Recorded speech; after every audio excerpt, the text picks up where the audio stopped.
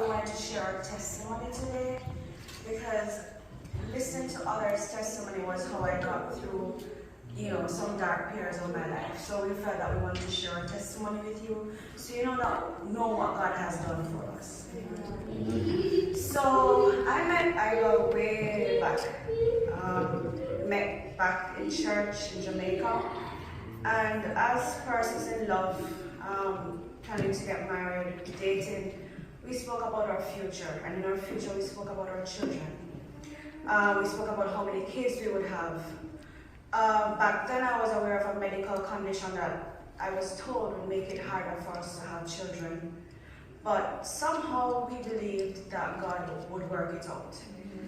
So in preparation for marriage in the year 2015, we bought our first house, and in dedicating our house, in blessing our house, the man of God came to our house and he spoke a word over our lives, and he said, barrenness stops here. Yeah.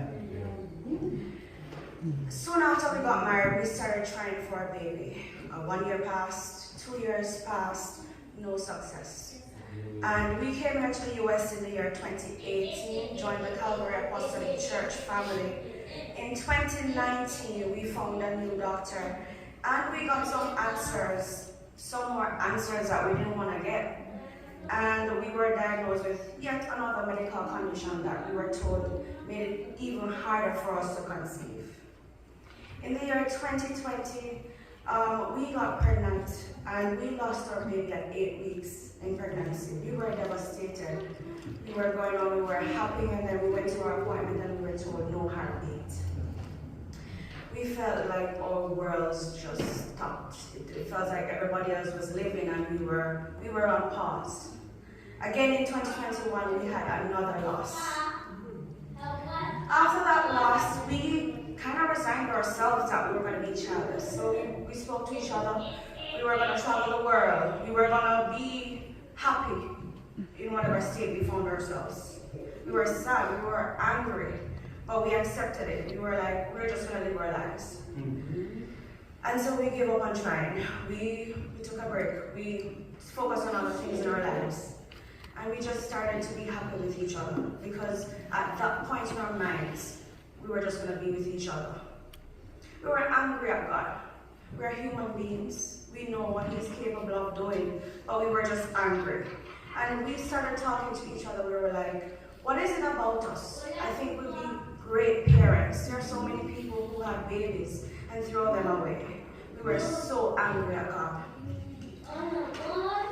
At particularly low moments though, every time we would get and have a low moment, God would send somebody with a word reminding us that He had made a promise and it would happen. And at intervals, Pastor, as he mentioned, he would speak from the podium and he would strengthen our faith.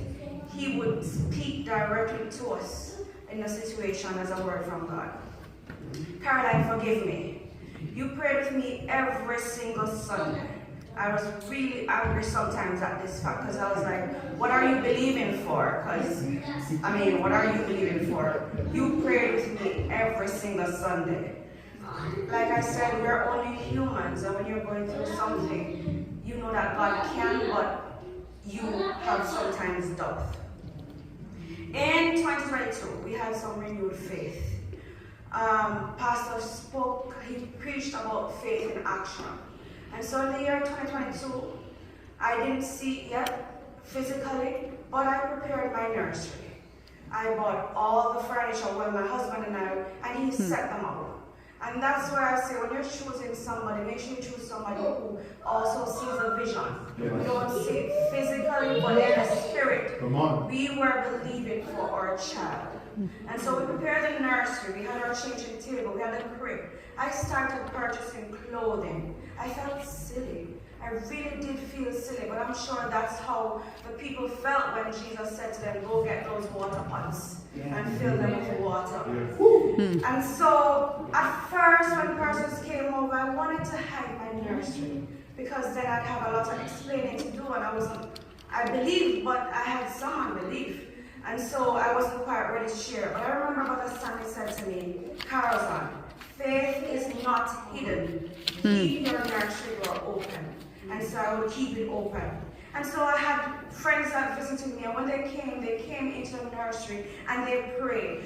I remember them praying and asking God to honor my faith. There are several persons who did faith purchases with me on behalf, and they have seen what God has done through their faith. In the midst of all of that, we got a word from God that we did not want to hear. So we were high on faith. We got a word we didn't want to hear, and that word came from another man of God. That word was wait. And trust me, we weren't amused. We really weren't amused. I was like, God, I've been waiting. We've been waiting all this time. I mean, what do you mean wait? Right? And we've been waiting pretty much long enough. And so at the end of 2022, still no baby. Remember that we prepared the nursery. I mean, I'm expecting this baby like, no, right? But that's not how God works. Still the end of 2022, no baby, faith up, faith down. Now one day Pastor shouted from the podium, Korazon and God is going to do it. One day, so I had a baby in my hand. I think I had an ashe in my hand. And he says, I see you and God holding your own baby in your hand. And I'm like, God, make up your mind. What are you doing? Are you doing it or you're not doing it? Because at this point, I'm like pretty confused. And then at the end of 2022, we found another doctor. And of course, again, faith up and down. And then we did start trying again. In 2023, as a result of some medications I was taking, I got sick. And I got this message from Pastor. And I tell you about the family that we have here. His message was, first, we love you. And because we love you, we hurt with you. However, I do feel the Lord saying, and I quote, do not be discouraged by this. Trust me, I am working for your good. I understand that it's a hard word and will take time to fully work out, but I am confident that He will work in your lives. Your trust in God will result in fruitfulness. I believe that. Secondly, we are praying for you and with you, and we are believing. After some time had passed, we got a call. You remember that man of God that we said to us, wait? We got a call from him, and essentially he said, it is time, pretty much. He was just letting us know that our blessing would be on the way. And again, we were like, we've heard this so many times, we're pretty much just at this point just going through the motions. And so when he said that, we kind of got a high and we were like, okay, this month. So the month of May 2023, we were looking, eagerly looking, because we were putting the action. And we got another negative pregnancy test. I will tell you that we were angry, we were sad. We had church that Sunday, and just how sad we were, my husband stayed home that Sunday. We're just being real with you about what we have experienced. And that Sunday, Pastor preached a word about pouring it all out unto God. And I remember I was right here at that altar, and I remember just crying before God. I'm like, God, what's happening? You did promise me this. I am not seeing it. The man of God said it's coming, and I'm still not seeing it. And I was broken in my spirit. And that Sunday, Pastor also invited us to ask God to heal our hearts. And that's what I did. And I remember several persons came around and they prayed with me because they realized how broken I was. And I want to say this. I am so thankful that God has given man the knowledge and there are advances in technology to treat various diseases. And we had a doctor that was God sent. We are thankful for that. In June 2023, we were just going through the motion again. We had several disappointments at this point, and we were just emotionally drained. But on June 11th, 2023, I will never forget, we got a failed positive on a pregnancy test. My husband and I, we looked at each other, and we were like, okay, we've been here, we've done this, but we moved forward with caution. And then the lines just kept getting darker and darker, and when we had our blood test, the numbers just kept increasing. When we saw first heartbeat on the screen, I cried like a baby.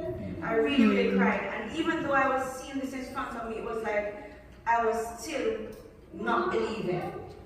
Throughout the entire pregnancy, fear took over me. I had a very challenging pregnancy.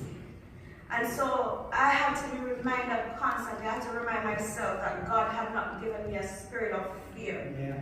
My circle spoke life into me. They encouraged my spirit for the duration of the pregnancy. It felt so real to be given this gift. And I learned throughout this process just how many persons were on this faith journey with us and how many faith purchases were made. How many items were bought on our behalf. So get yourselves friends who will stand in the gap for you when you cannot stand in the gap for yourself. Amen. Amen. On Thursday, February 1, I woke up feeling unwell. So we had our C-section scheduled for February 5 because I do have previous surgical history. I woke up unwell. But I did pause through and I did some work. I was in dialogue with my boss throughout that day. I was pretty swollen and I also had a headache. My blood pressure was elevated. I had 2 appointments that day, and so I decided that when I went in, I would speak to them about my concerns. And so when I went into the doctor's office, Sister Charlene was with me. She looked at me and she said, "You look unwell." And I told her yes, I was feeling unwell. And she did a repeat of my blood pressure. It was 170 over 100. She said to me, "I'm going to send you right up to OB triage, and we're going to be delivering today."